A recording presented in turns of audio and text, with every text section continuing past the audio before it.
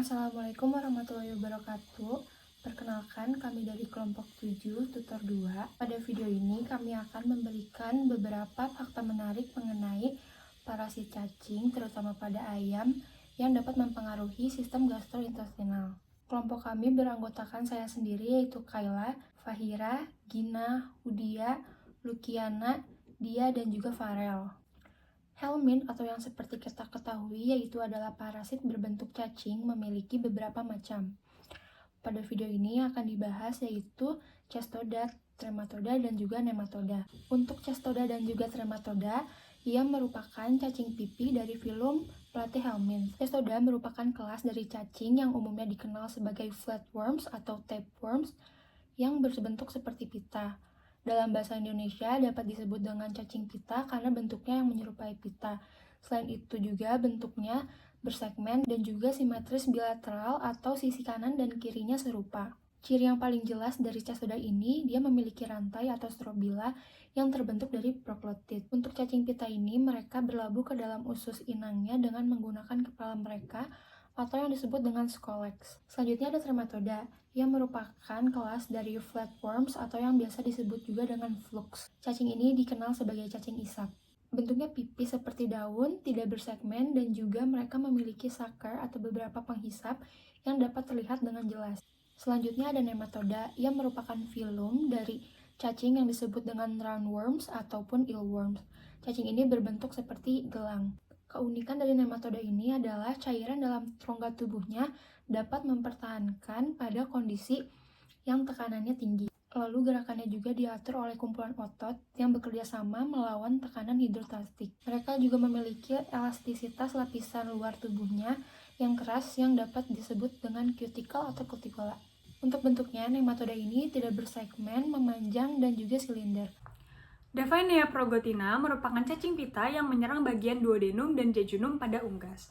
Untuk definitif hostnya itu ada ayam dan untuk intermediate hostnya ada siput. Cacing ini menempel pada dinding usus halus dan menyerang unggas dengan cara menghilangkan nutrisi yang mengakibatkan terhambatnya pertumbuhan seperti penurunan berat badan, kekurangan nutrisi, dan peningkatan resiko terhadap infeksi ataupun penyakit. Daphnia progotina merupakan salah satu spesies yang dapat merusak usus hingga menyebabkan peritonitis.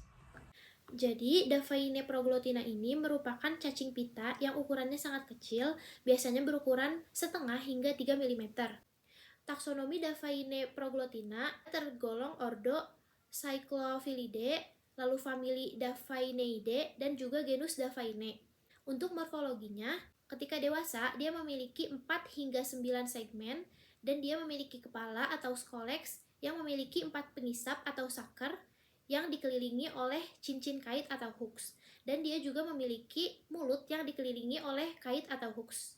Lalu untuk siklus hidupnya, pada ayam dewasa yang terinfeksi oleh cacing ini, dia akan mengeluarkan feses yang di dalamnya terdapat gravid segments. Lalu dari feses tersebut, telur akan menyebar ke lingkungan, dan telur tersebut akan tertelan oleh inang perantara yaitu siput. Lalu ayam akan menelan siput dan larva dari cacing ini akan tumbuh di duodenum.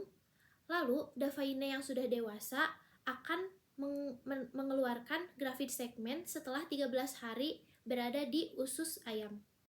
Prostogonimus macroorchis adalah parasit burung yang ditemukan di wilayah Amerika Serikat dan Kanada. Prostogonimus macroorchis diketahui menyebabkan penurunan produksi telur pada unggas domestik. Untuk habitatnya, dia berada di daerah danau, terutama di wilayah perairan. Inangnya, dia memiliki 2 inang, ada inang utama dan juga inang perantara. Inang utama merupakan burung, sedangkan inang perantara merupakan siput yang memakan telur di dasar kolam. Untuk morfologinya, dia merupakan hewan ektotermik yang merupakan hewan berdarah dingin, memiliki panjang 8 mm dan lebar 5 mm. Untuk ujung posterior tampak lebih lebar daripada ujung anterior. Ini saya akan menjelaskan mengenai siklus hidup dari Prostogonimus macroorchis. Pertama, parasit mencapai kematangan seksual di oviduk atau bursa. Kemudian telur parasit dikeluarkan bersama kotoran inang. Telur termakan oleh host intermediate pertama yaitu siput. Parasit bereproduksi secara aseksual pada siput dan mengeluarkan serkarie. Serkaria ini menginfeksi nimfa capung dan membentuk kista menjadi metaserkaria. Capung mengalami metamorfosis menjadi dewasa dan capung dewasa tersebut dimakan oleh inang definitif yaitu ayam. Metaserkaria yang awalnya terbungkus dalam kista capung akan keluar dari kistanya saat berada di usus halus inang definitif dan mulai berkembang menjadi parasit dewasa di sana. Cacing immature bermigrasi melalui usus ke kloaka dan akhirnya ke oviduk atau bursa.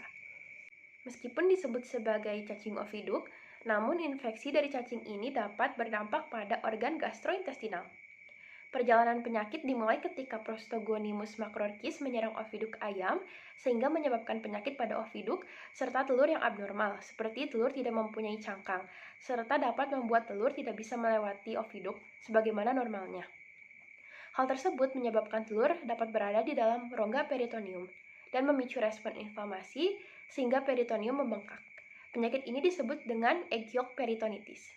Ascaria gallia adalah sejenis nematoda yang sering ditemukan sebagai parasit pada unggas, terutama pada ayam. Mereka menghisap nutrisi dan menyebabkan kerusakan pada dinding usus yang dapat mengakibatkan penurunan berat badan, diare, dan kadang-kadang kematian pada kasus infeksi berat.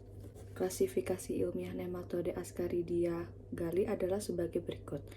Jadi di sini ada morfologinya. Betina dapat mencapai memanjang sekitar sehingga 12 cm dan jantan lebih kecil, biasanya 7 cm.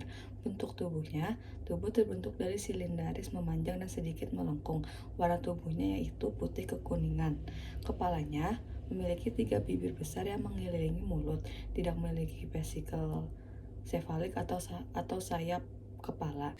Siklus hidupnya, telur di feses. Pertama-tama telur di feses. Telur dikeluarkan melalui feses ayam yang terinfeksi, lalu perkembangan di lengkungan. Telur berkembang menjadi larva infektif dalam 10-14 hari di lengkungan yang lembab dan hangat, lalu ingesti oleh inang. Ayam akan menelan telur infektif dari makanan atau air yang terkontaminasi, lalu penetesan dan migrasi larva. Telur menetus di usus halus dan larva menembus dinding usus sebagian bermigrasi ke organ lain lalu kembali ke ayam. Perkembangan menjadi dewasa. Larva berkembang menjadi cacing dewasa di usus halus, menghisap nutrisi dan berproduksi. Lalu terakhir reproduksi dan pembuangan telur. Cacing dewasa menghasilkan telur yang dikeluarkan melalui feses, memulai siklus baru. Siklus ini berlangsung sekitar 5-8 minggu. Untuk nematoda Ascaridia galli ini memiliki 2 inang. Untuk inang perantaranya itu bisa berupa cacing tanah, kecoa, maupun juga kumbang. Sedangkan untuk inang definitifnya yaitu adalah hewan unggas seperti ayam, kalkun, burung, itik, dan juga angsa. Untuk habitat dari Ascaridia galli ini, untuk larvanya sendiri itu biasanya berada di usus halus atau duodenum, sedangkan untuk telurnya itu biasanya berada di lingkungan sekitar bersama dengan feses dari inang definitif tersebut. Untuk penyakit yang ditimbulkan karena infeksi Ascaridia galli ini bernama askariasis.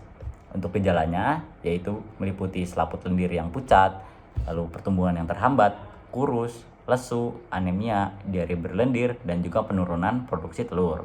Nah, gimana sih cara dari Ascaridia galli ini menginfeksi sehingga dapat menimbulkan gejala-gejala tersebut? Yang pertama, telur dari larva tersebut akan termakan oleh inang definitif dan nantinya akan masuk ke lambung si unggas tersebut. Nantinya, telur akan menetas di lambung sehingga menjadi larva L3 karena faktor dari suhu, pH, dan juga kadar CO2. Nah, kemudian larva akan masuk ke dalam lapisan usus halus sehingga akan menyebabkan kerusakan. Nah, setelah itu, larva akan masuk kembali ke duodenum dan melakukan proses reproduksi.